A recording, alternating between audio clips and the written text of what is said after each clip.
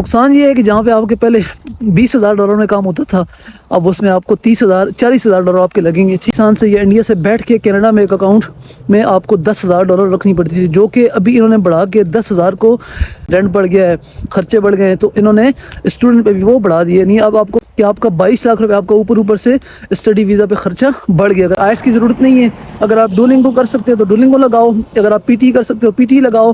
ہاں بھائی، تو السلام علیکم. تو بھائی جو ریسنٹ چینجز ہوئی ہیں کینیڈا امیگریشن کی طرف سے ان لوگوں کے لیے جو پاکستان سے یا انڈیا سے یا ایشیا کے ملکوں سے اسٹڈی ویزا پہ آنا چاہتے ہیں، ٹھیک ہے، تو ان کو جو چیزیں فیس کرنی ہے اب، تو اس کے فائدے کیا ہیں، اس کے نقصان کیا ہیں، اور جو لوگ یہاں پہ کینیڈا میں رہ رہے ہیں ان کو کیا فائدہ ہوں گے ان سے. جو ابھی 8 تاریخ کو گورنمنٹ نے اعلان کیا ہے کہ جو بھی لوگ آگے، ٹھیک ہے، ان کو $21,000 کی ان کو صرف جی آئی سی بنانی پڑتی ہے، اور آپ کو ورک کے لیے انہوں نے 40 گھنٹوں کی یعنی مور دین 20 آورس الاؤ کیا ہے. تو ان ساری چیزوں کا فائدہ کیا ہوگا اور نقصان کے اوپر اس ویڈیو میں ڈیٹیل سے بات کریں گے. اگر آپ نے جاننا ہے تو آپ ویڈیو کو پورا دیکھیں تو آپ کو کافی انفارمیشن ملے گی. اگر آپ ان سائڈ کینیڈا ہو یا آپ آؤٹ سائڈ ابھی اپلائی کیا یا ویٹ کر رہے ہو رزلٹ کا، ٹھیک ہے، تو ویڈیو آپ ضرور دیکھیں، آپ کو کافی انفارمیشن ملے گی. سو اسٹے ٹیون اور کیپ واچنگ.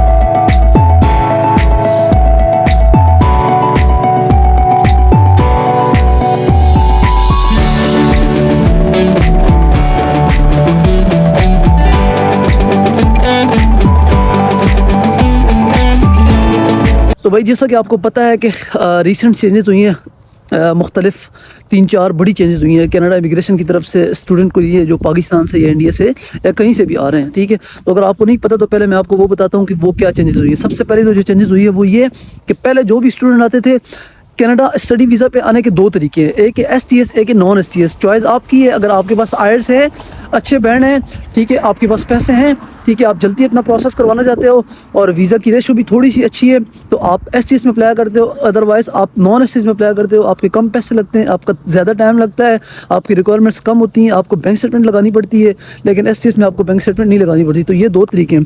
تو اب ایس ٹی ایس میں جو طریقہ تھا اس میں یہ تھا کہ گورنمنٹ بھی یہی پریفر کرتی ہے کہ لوگ ایس ٹی ایس کے تھرو ہیں، کیونکہ ان میں $10,000 پہلے اسٹوڈنٹ کو پے کرنا پڑتا تھا.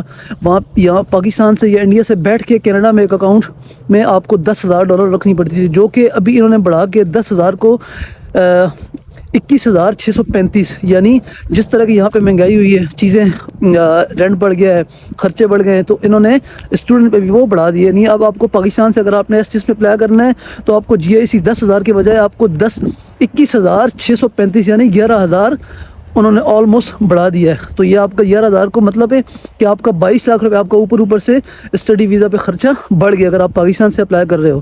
اب یہاں پہ جو ایک کنفیوژن ہے لوگوں کی کہ ایس ٹی ایس میں بینک اسٹیٹمنٹ لگتی ہے نہیں، تو بھائی اگر آپ ایس ٹی ایس میں اپلائی کر رہے ہو تو آپ کی بینک اسٹیٹمنٹ ضرورت نہیں ہے، آپ کو بینک اسٹیٹمنٹ لگانے کی ضرورت نہیں ہے. اگر آپ لگاؤ گے تو اچھا ہے، نہیں لگاؤ گے تو فرق نہیں پڑے گا.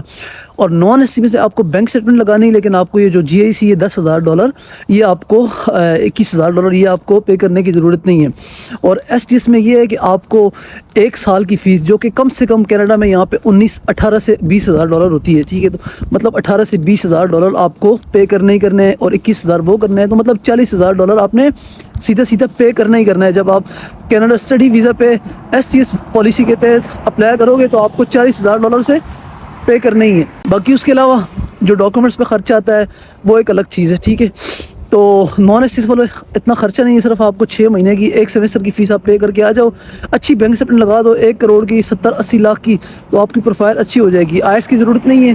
اگر آپ ڈولنگو کر سکتے ہو تو ڈولنگو لگاؤ، اگر آپ پی ٹی کر سکتے ہو پی ٹی لگاؤ. 60 اسکور ہونا چاہیے پی ٹی میں، ڈولنگو میں 105 پلس ہونا چاہیے، آئٹس میں 6 بینڈ ہونے چاہیے، ٹھیک ہے، تو آپ اپلائی کر سکتے ہو. دوسرا جو گورنمنٹ نے اعلان کیا وہ یہ کیا کہ جو بھی اسٹوڈنٹ 7 دسمبر کے بعد کینیڈا 7 دسمبر سے پہلے جنہوں نے اپلائی کر دیا ہے، ٹھیک ہے، اور وہ کینیڈا آ رہے ہیں یا 7 دسمبر کے دن بھی انہوں نے ویزا اپلائی کیا ہے، تو یہ پالیسی صرف ان کے لیے، ٹھیک ہے، ان کے لیے نہیں ہے، یہ اس کے بعد جو کریں گے ان کے لیے، ٹھیک ہے. اور جو بھی اس سے پہلے اپلائی کیے 7 دسمبر سے پہلے، تو وہ کینیڈا میں یہاں پہ جو رہ رہے ہیں یا جو آئیں گے، ٹھیک ہے، تو ان کو 20 گھنٹے سے زیادہ کام کرنے کا جو ہے نا گورنمنٹ نے بول دی کہ آپ 20 گھنٹے سے زیادہ کام کر سکتے ہو. یعنی اس بات کو تو چھوڑیں کہ جاب ملے گی نہیں ملے گی، لیکن یہ کہ کام آپ کر سکتے ہو. تو اب میں آپ کو ڈیٹیل سے بتاؤں گا کہ یہ جو چینجز ہوئی ہیں پالیسی میں اسٹوڈنٹ کے لیے، تو اس کا فائدہ کیا ہے، نقصان کیا ہے آپ لوگوں کو. تو جو بھی نئے اسٹوڈنٹ آ رہے ہیں ٹھیک ہے، تو ان کو سب سے بڑا جو فائدہ یہ وہ یہ ہے کہ وہ جب یہاں پہ آئیں گے اور جس طرح کے حالات پچھلے 6 مہینے سے 1 سال سے چل رہے ہیں، تو اس حالات میں ان کے لیے افورڈ کرنا چیزیں مشکل ہو گیا تھا $500-600 میں، کیونکہ جو پہلے 10,000 کی GIC تھی اس پہ آپ کو صرف $600-700 ملتے تھے. لیکن جب اب آپ کی $21,000 کی ہوگی تو آپ کو 1,000 سے زیادہ یا 1,000 آپ کو ڈالر ملے گا.